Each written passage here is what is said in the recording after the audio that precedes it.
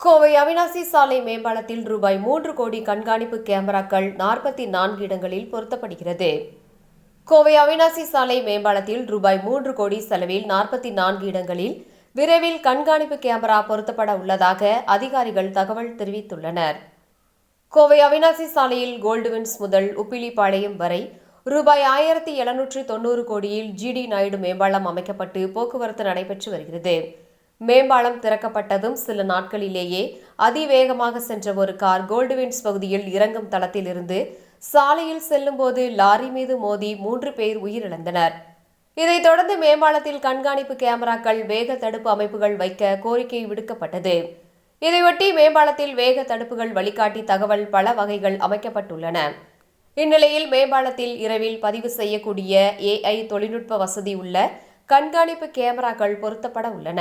மேம்பாலத்தில் பல்வேறு இடங்களில் 44 கண்காணிப்பு கேமராக்கள் பொருத்தப்பட உள்ளன.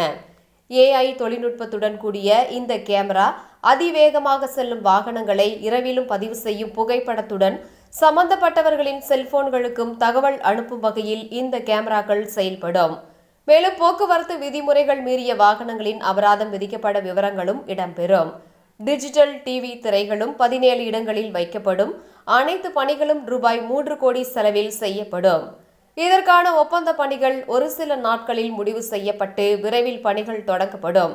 இதன் மூலம் மேம்பாலத்தில் போக்குவரத்து விதிகளை மீறுபவர்கள் சட்ட நடவடிக்கைகளுக்கு உள்ளாக நேரிடும் என்று மாநில நெடுஞ்சாலைத்துறை அதிகாரிகள் தகவலாக தெரிவித்துள்ளனர்.